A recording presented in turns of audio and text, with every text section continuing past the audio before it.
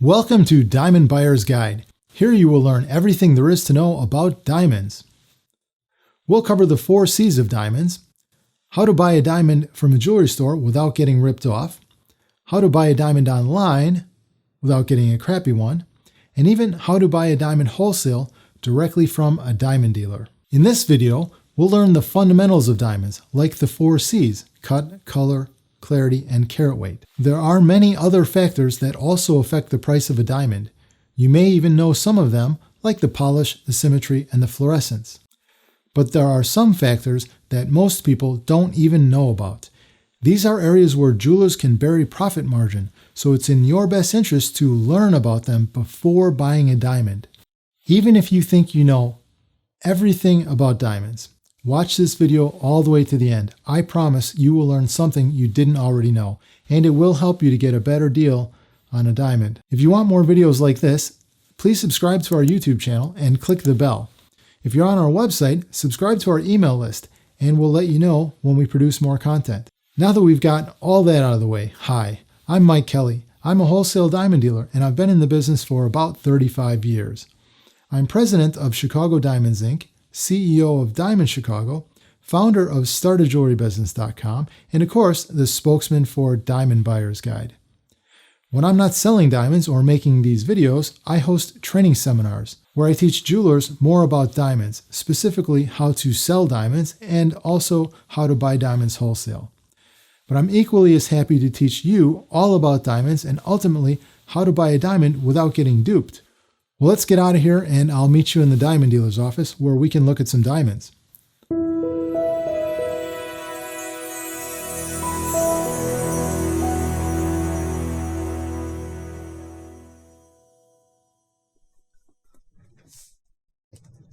Well, here we are in the diamond dealer's office, and we're going to learn everything there is to know about diamonds.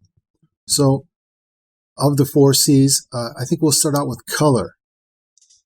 Color is graded in a diamond grading flute. It's called a color flute. And basically, it's just a white background.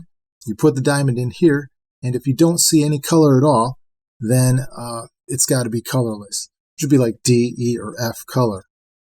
If you do put it in here and you see a slight tinge of color, but yet when you put it in the setting, you don't see any color, then it's probably G, H, or I color, which is near colorless. So it probably is KLM if it shows a real distinct color, even to the point where, when you put it in the setting, it still shows through. Now there is a color called J, which is kind of in between near colorless and light yellow. And that color, it's kind of bang for the buck because you can put it in the ring and you do see a slight tinge of color, but it's not so much that people are going to walk up and say, oh, wow, that's a yellow diamond that you have there. They're probably just going to think it's just a normal diamond. They're not going to notice too much color in it. So that makes it kind of good bang for the buck. What I would suggest to do is to look at different diamonds and just find your comfort level. And that doesn't mean you can shop for that color. Like, okay, I think I'm good with H color, so anything that says an H is going to be good, because there's a variance in grading. Not every grader is the same. We're going to get more into that later. But, as far as strict grades go, that would be the color that you'd be, comfortable with. So on to clarity. As far as clarity goes, internally flawless, that's the best. You probably already realize that you don't need that, but, any good diamond dealer is probably going to have it, and they'd love to sell it because they're going to make more money on it. So if you want that and you just decide you want the best of the best, actually there is one better than that. That's called flawless. But we can get more into that later.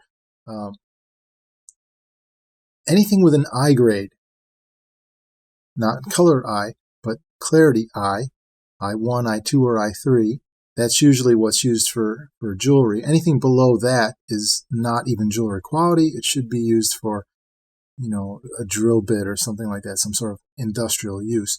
So jewelry grade I quality is going to be like I1, I2, or I3. And I stands for inclusions. Those are what you're looking for in the diamond with the loupe. You're looking to see, is there inclusions inside the diamond, size and the shape and placement and things like that. And if it has an I grade, that means it probably has an eye visible inclusion. So when you look at the ring, you can say, oh, wow, there's a black inclusion in the center. That would be an eye grade. It would have an eye visible inclusion. So anything that is SI2 or better should be eye clean. That means that you don't see anything with the naked eye. And there is a grade in between that is called SI3. And not all laboratories use that grade. The main biggest laboratory in the world is GIA, and they don't use that. So automatically, if it's not going to be an SI2, it's not good enough to be an SI2, they're just going to give it an I1 grade. So most dealers are not going to send it to GIA and get that I grade if they could send it to any other laboratory that does recognize SI3 as a real grade and give it an SI3. So keep that in mind. SI3 is kind of like the J. It's a bang for buck grade where with an SI3, with a typical SI3, you probably aren't going to see any inclusions. It will pass the 5-second test.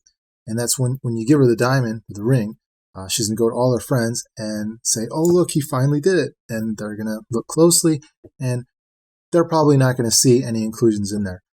If you were to look closely at the diamond and find the inclusions and then look what, oh, I can see it now. That's crazy.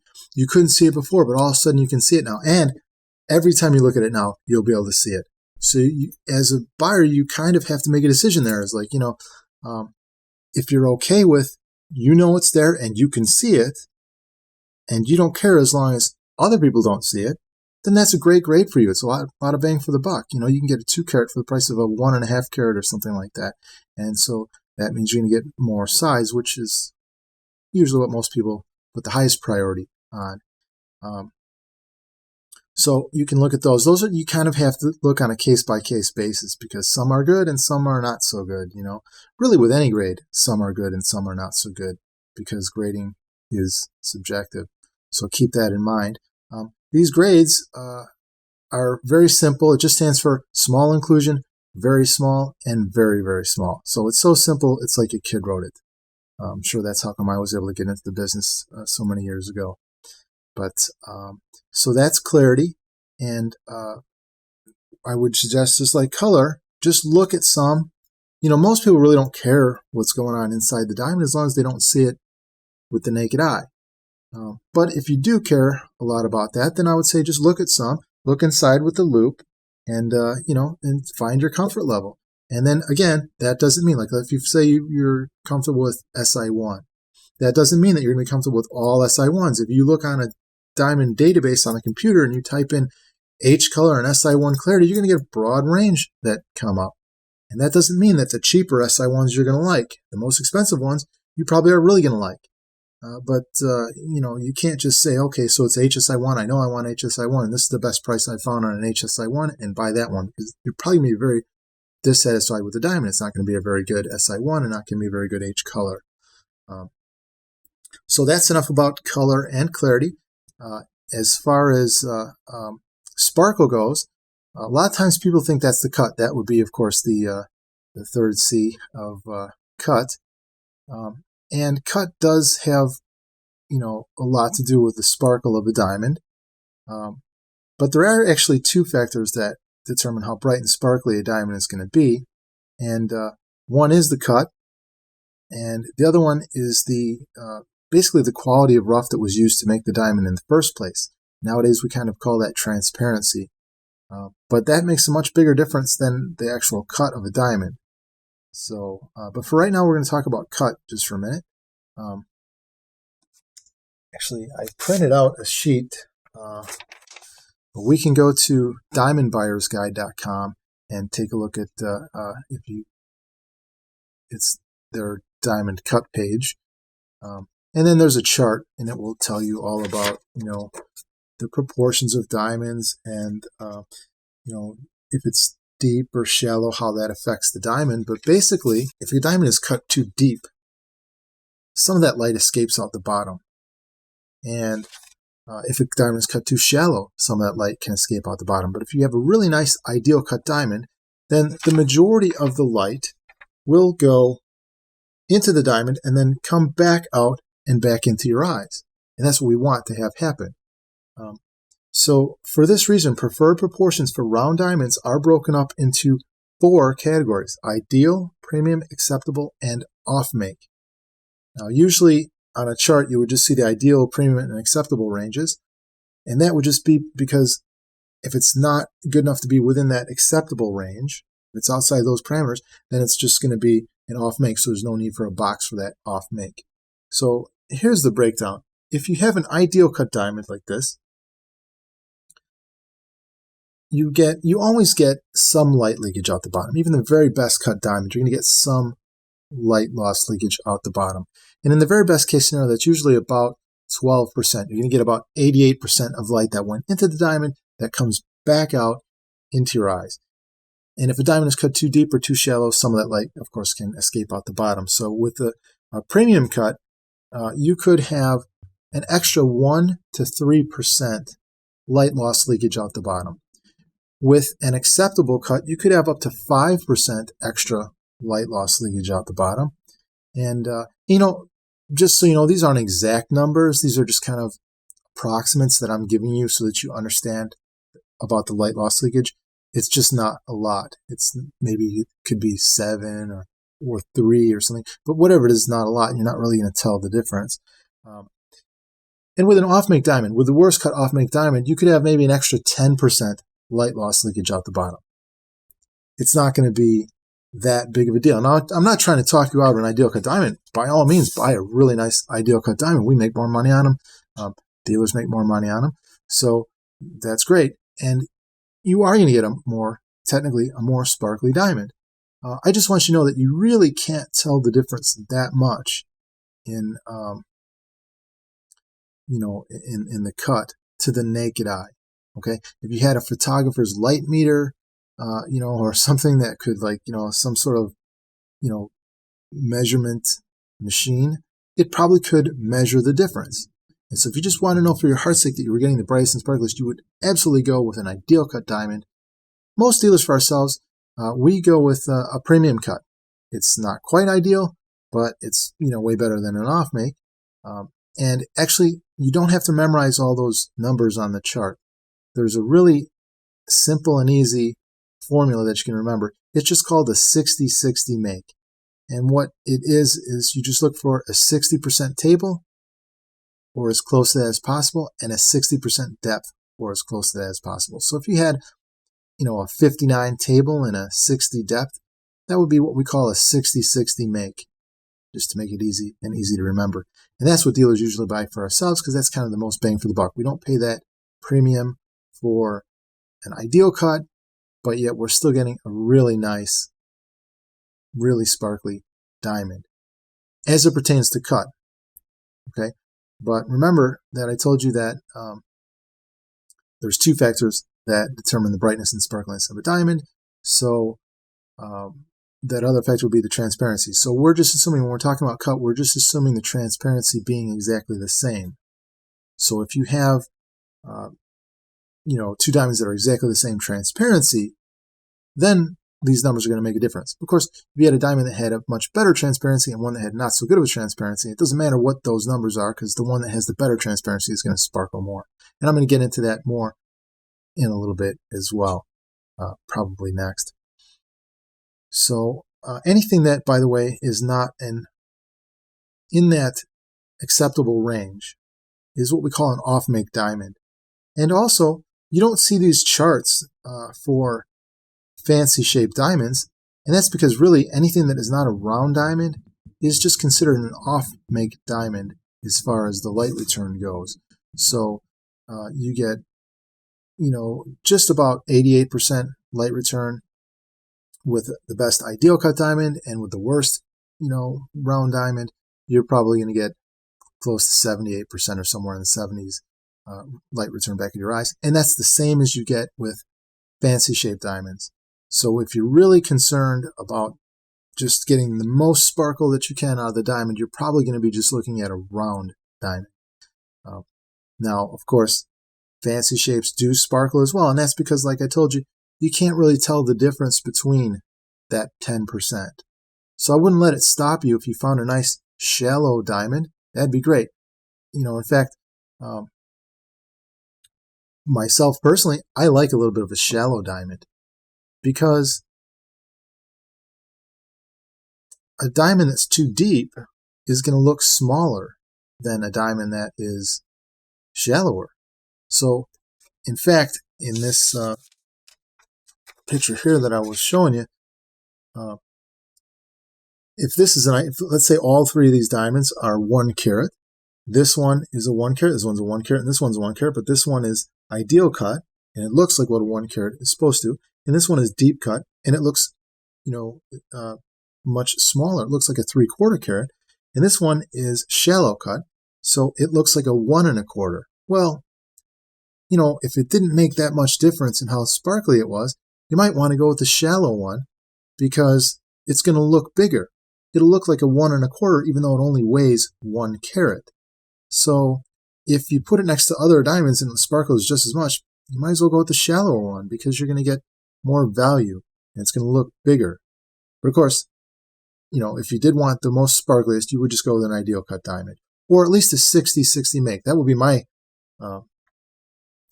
take on it. In fact, 60 depth would be maybe just outside of ideal. It goes to 60.2, so it's right there with ideal. But it goes from 60.2 to 62.7% for depth percentage for an ideal cut diamond. And so if you stayed on the lower end of that, you'd have a diamond that looked slightly bigger than the higher end of that.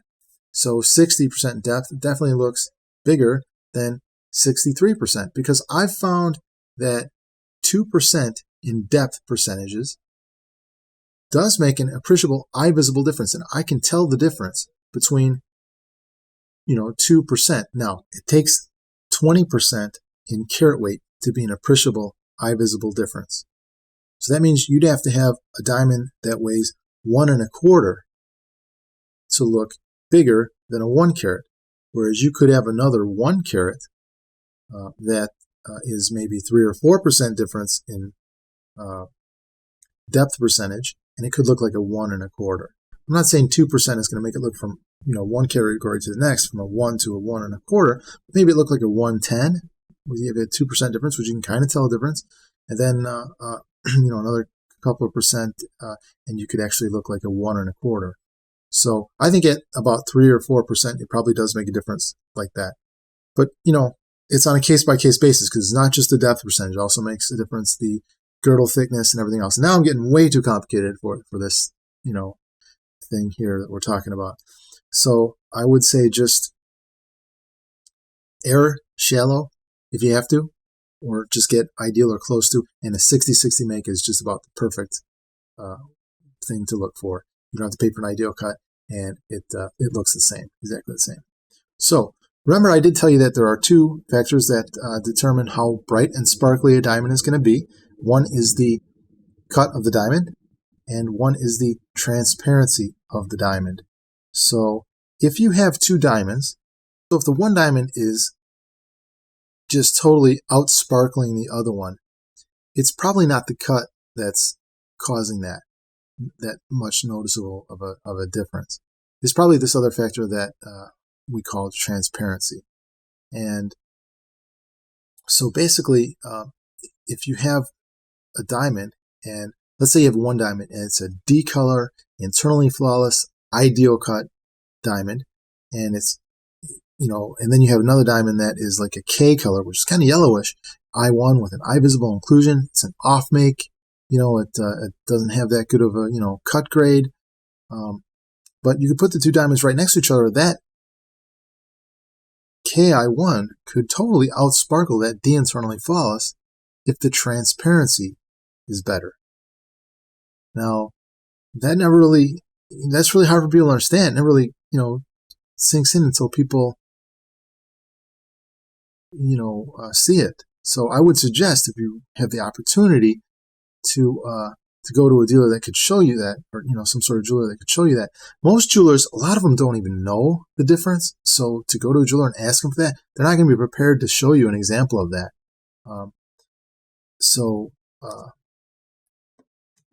I'll try to show you an example. I have a box of diamonds here. Here we go.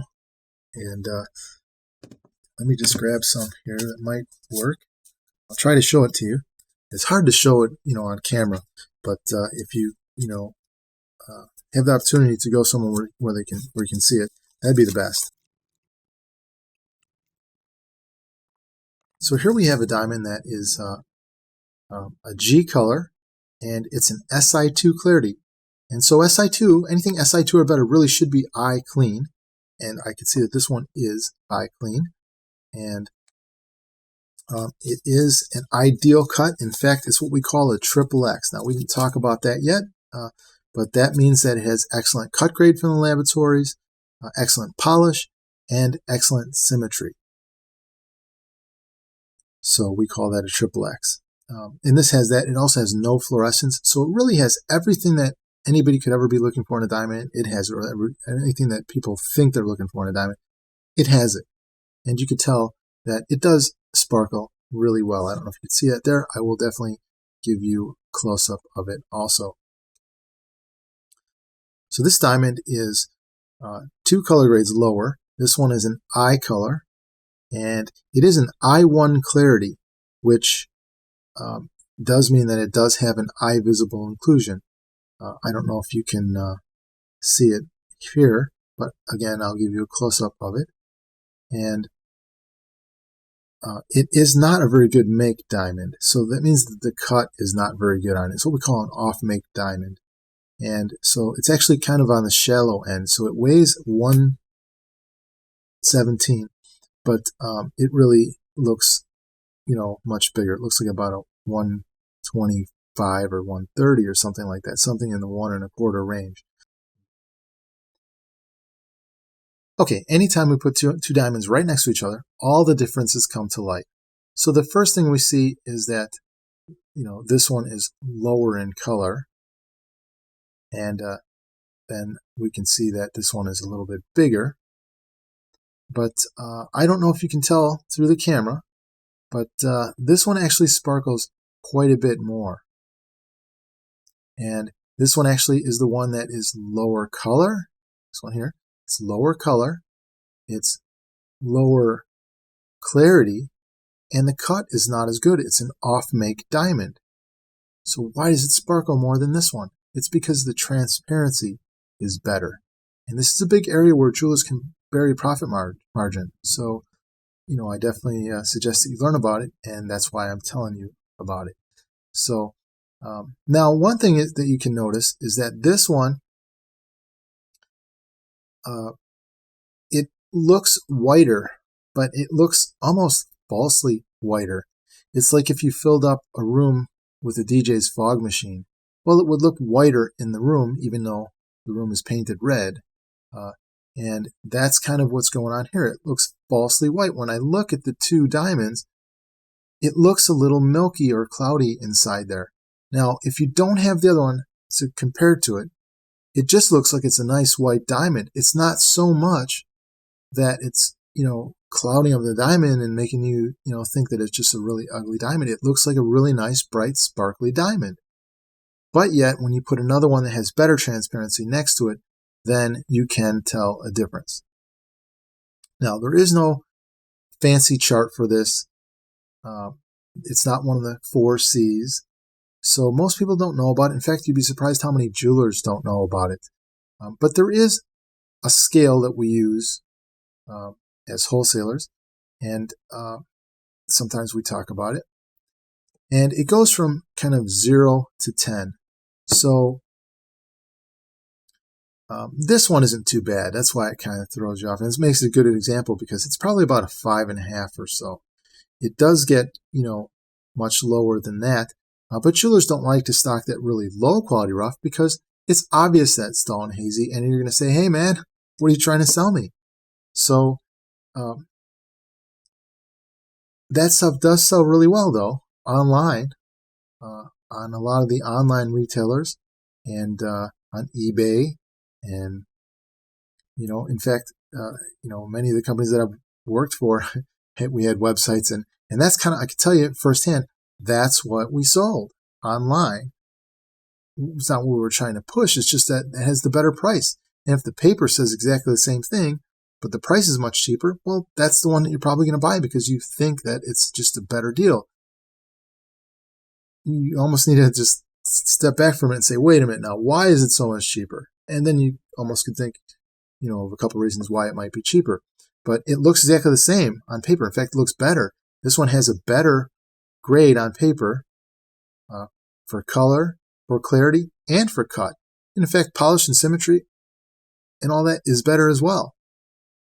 So, but you can see, when you put it next to each other, that it doesn't look as good. So that's that low quality rough. And maybe I can show you an example of that.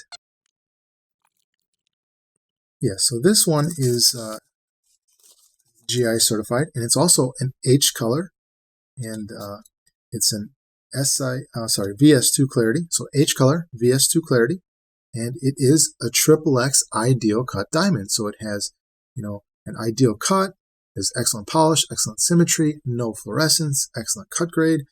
And if we put it next to this one that we know to be slightly, lower transparency because we just put it next to that better transparency one, well, now we see that it's even lower transparency. So I don't know if you can see that here, but again, I will try to give you a close-up of it, and hopefully you'll be able to see it. This one isn't really too bad either. This is probably about a 3.5 on that scale, and I've seen them really low. I've seen them down to 1.5, 1, on the scale, and honestly, those ones sell really, really fast online because the price is so much cheaper, and people don't take a minute to understand why it's cheaper. But that's this one. And in fact, if I hold all three of these up, now you can see that it's kind of like low, medium, and high. So low quality, medium quality, and high quality. So if they were all exactly the same grade, you'd have low price, middle of the road price, and expensive price.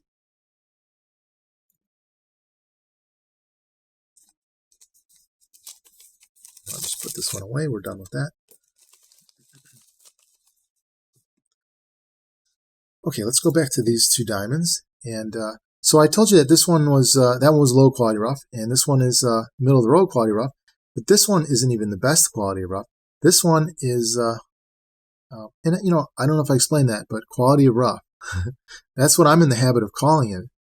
We call it transparency nowadays, but I've been doing this since 1985, and we used to call it quality of rough. Well, back then we really didn't care about it that much, but nowadays everybody's all really into the quality and all that. People know more. Let's just face it. So we call it transparency these days. We called it quality of rough back in the day, and basically what that means is the rough diamond is the diamond as it comes out of the ground. And then we polish all those facets on it. And then it's called polished diamond. But the material inside and throughout the diamond, that is still considered the rough. So how good that diamond is would be, of course, the quality of the rough. So that's what I mean when I say quality of the rough. So we have these two diamonds here again. And this one I told you was about 5.5. On that scale. And then this one is not even the best. It's probably about a 7.5 on that scale. And so what happens is the really high quality rough, the 8, 9, and 10 quality rough, jewelers don't like to stock that either. And the reason is because, well, nobody's going to, want to buy it. Nobody walks in the door and says, what's your most expensive HSI1? They say, hey, I'm shopping around. What's your price on an HSI1? Well, it really has nothing to do with what the jeweler's price is on the HSI1. It has to do with what the cost of the diamond was. And if it's a more expensive HSI1, then his price to you is going to be more expensive. And so that makes it a little bit hard to shop, especially if you can't see the diamond in person. Although I think common sense would let you, sort of figure it out a little bit from the price. If one is more expensive than the other one, one's cheaper than the other one. If one's too cheap, it's probably not too good. But to get back to this chart here, there is a little sweet spot right in the middle between 5 and 7, where that's what most jewelers buy for stock because it sells really well. It looks super bright and sparkly. Unless you had something better to put right next to it, you'd never know a difference. And, the price is very competitive. So if you're looking for bang for the buck, that's a great area to be in, because nobody's going to know, unless they have a better diamond that they just pull out of their pocket and put next to it. They're not going to know that it's not the very, most sparkly that it could be. But the price is going to be good, and it's going to allow you to get, to either save money or get a bigger diamond or whatever you'd like. So that's sort of the middle of the road quality. Now, myself, well, I'm really into high quality diamonds. I'm really into transparency more than anything else. I don't care that much about clarity at all, as long as I don't see it with the naked eye. And for color, as long as it doesn't look too yellow in the setting, I'm okay with that. But for transparency, well, that's where a diamond can really shine, pun intended. And so that's why I wanted to tell you about the transparency. The middle of the road is what most, local brick and mortar stores are going to be selling. The low quality rough is what you'd find mostly online. Not that you can't find high quality rough online, or at least middle of the road quality rough, but they're usually not the ones that you're shopping for, because you're not scrolling down to the bottom of the list and buying the most expensive one. You're clicking the price tab and rearranging it cheapest first and saying, well, that must be the better of all the HSI ones or GVS2s or whatever it is that you happen to be looking for. So that's how you would do it. And I'll probably do another video on how to buy a diamond online, which will help you with that, greatly, if that's what you want to do. But without that knowledge, I would say make sure to look at the diamond in person and see it. So that's transparency. I hope you get that.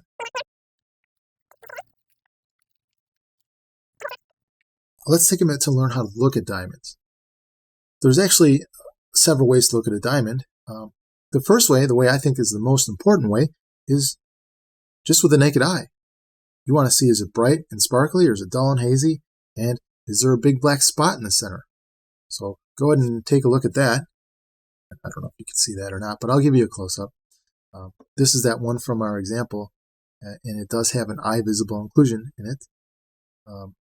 So the next way would be to use a diamond grading light.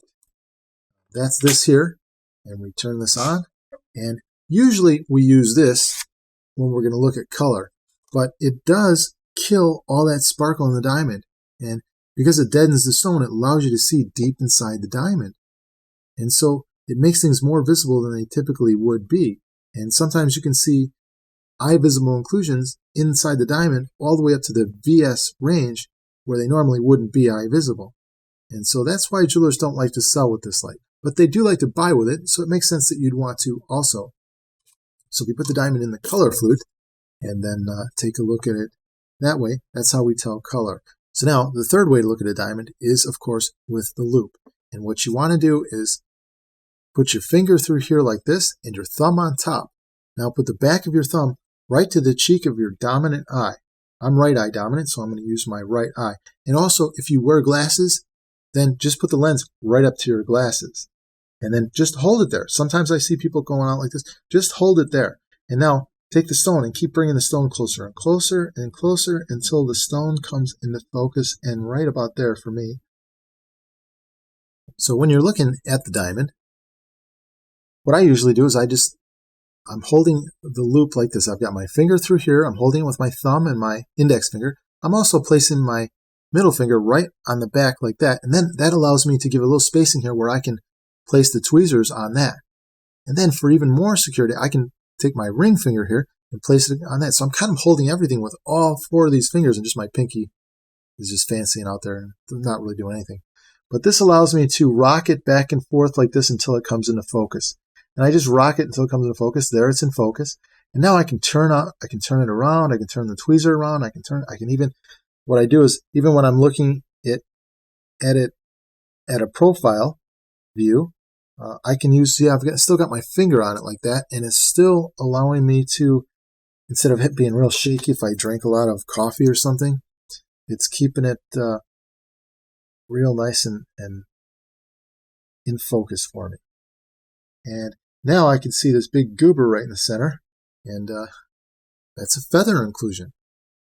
Feather inclusions are clear or whitish, and it looks like a crack or a scratch in the glass. And that's kind of what it is, kind of trapped inside there.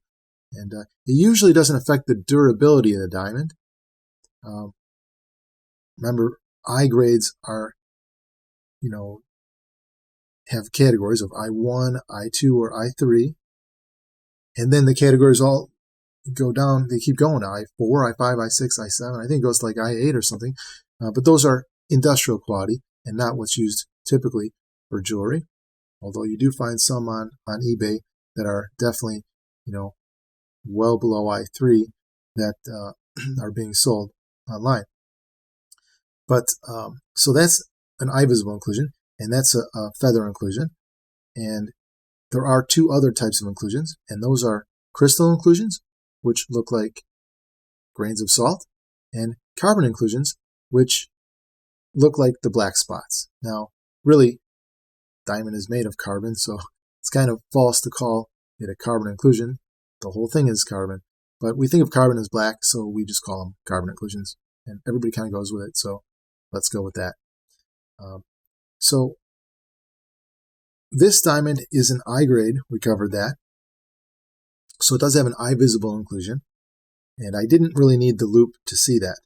But if that same inclusion was clear, or by the edge, or just somehow blended in more, then it would be an SI3. And if you couldn't even see it at all, like if you found it with the loupe and then you took away the loupe and you still couldn't see it, then it's SI2 or better.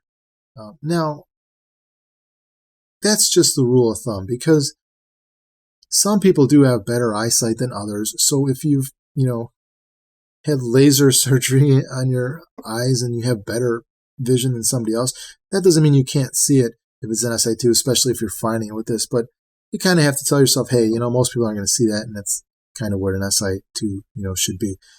If you wanted to be 100% eye clean like that and make sure that you're, nobody's going to say anything, maybe you go SI1. But I think most people are comfortable with SI2 or better when it comes to that. So that's how you look at a diamond with a loupe.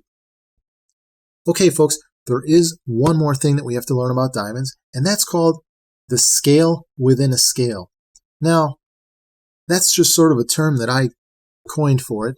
There really is no official terminology for it, or it's not an official grade, so there really is nothing official about it. But we do use it internally in wholesale environments. It's not anything that's on the grade or anything like that, but I'm just going to go ahead and explain it to you anyway, just so that you know about it. And it goes from 1 to 10, and it exists within color and clarity, and each grade has it. So you have I1 to 10, H1 to 10, G1 to 10, SI2 1 to 10, SI1 1 to 10, VS2 1 to 10, and basically, if it's a H10, that's a really awesome H. That's borderline G. And if it's an H1, well, that's not so good of an H. That's borderline I. So same thing with clarity. If it's an SI1 10, great. It's almost a VS2. And if it's an SI1 1, then it's almost an SI2. So if it's a really good solid H, that is what it's supposed to be. That's a 5. That's like the neutral mark. So think of it as like +5 or -5, but we're just going from 1 to 10. And so this works out great if I'm talking to, our office in New York, let's just say, and I'm describing it to them. I could say, well, it's an SI1 8. Do you still want me to ship it and pay the shipping and everything, because they might not like it or whatever?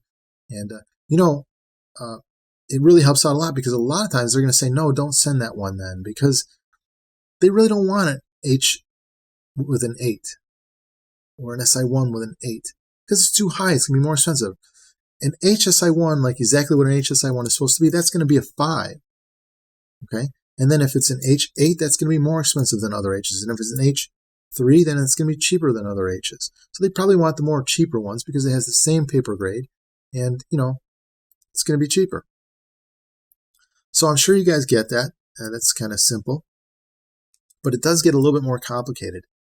There's another factor about grading. And basically, grading is subjective. When we send the diamonds to the laboratories, everybody likes to think of the laboratory as if it was one big entity that grades the diamond, but that's not the case. I mean, that would be great if it was the case, like a supercomputer. Every H that came out, very consistent, just like every other H. Every SI1 that came out, very consistent, just like every other H SI1. But that's not the case. It's a whole room full of graders. There could be like 350 graders in the room. And one guy on one end of the room, he's got a different idea what an SI1 should look like than the other guy on the other end of the room. And so, as a result, we get what's called generous grades and strict grades. A generous grade means it really is a K or an L, but it's been graded as an H. Or it really is an I1, but it's been graded as a VS2.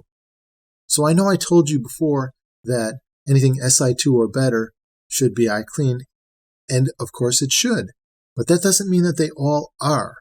So you can't just say, well, I'm okay with SI2 and then shop around and find the cheapest SI2 because you're not going to like it. But that's a generous grade, and it can be up to 4 grades off. So I see it every day with with certificates. So never buy a piece of paper. Don't buy based on the paper grade. You have to look at the diamond and see. If you're okay with SI2, and it doesn't matter if it's a SI2 or it's a VS2. It doesn't matter if it's an I1 though. So, if you look at it, you can see, okay, it's I clean, and I'm okay with that. But without having the ability to do that, now, one factor would give it away, the price, of course. It's cheaper, it's probably a little bit lower. But that's called generously graded, when it's lower than what the paper really says it is. And look, don't forget, independent laboratory means nobody's paying the bill. Okay, but somebody is paying the bill, and it's not you, it's the dealer. And if the dealer doesn't like the grade that he gets, it's just like if you bought something at Target or Walmart, you'd take it back and exchange it or return it or whatever. And so we can do what's called a recheck. If we don't like the grade on it, we just send it back for a recheck. And we usually get what we want the second time. If we don't, we just keep sending it back until we do, or we send it to another laboratory until we do. So, just keep that in mind. A lot of the reports out there are generously graded. So, now there's some laboratories that might be more strict than others or have a reputation for that. Whether they are or not, we can talk about that. That'll be another video. But for now, just know that there are strict grades and generous grades. Okay, so we covered the generous grade. So a strict grade means it really is, like an F VS1, but it's been graded as an HSI1. So before you say that's the one I want, you should know that's going to be a lot more expensive than all the other HSI1s. So you're probably going to say, yeah, it's a nice diamond, but it's kind of expensive. And then you're not going to buy the diamond from that jeweler and you go somewhere else. So unless you've had my tutorials and you're able to look at it and say, oh, wow, yeah, the color's better. And, oh, look, wow, the clarity is better. Well, then you'd appreciate that, and then you'd know why and understand why, and you'd kind of you might buy it because even though it's a little bit more expensive. So that's really all there is to it. Now you know about strict and generous grades. You know about the scale within the scale. And that's a lot of what you need to know about diamonds. Those are some things that most people don't know about. They're not some of the 4Cs or anything like that. Now you know all about diamonds. So congratulations. I wish I had a certificate to give you, but at least now you'll get a much better deal on a diamond no matter where you buy it. Good luck.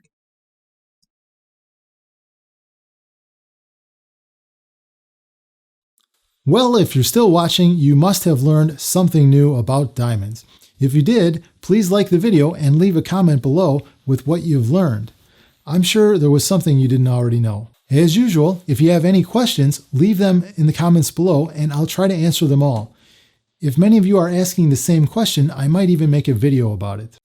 If you like what you just watched and want to see more videos like this, please subscribe to the channel and click the bell. If you're watching on our website, consider joining our email list to get notified when we make new content. Feel free to look around diamondbuyersguide.com and check out our YouTube channel. You can get there quickly by typing in diamondbuyersguide.com/YouTube. I'm sure you'll find more helpful content there. Thanks for watching, and I'll see you in the next video.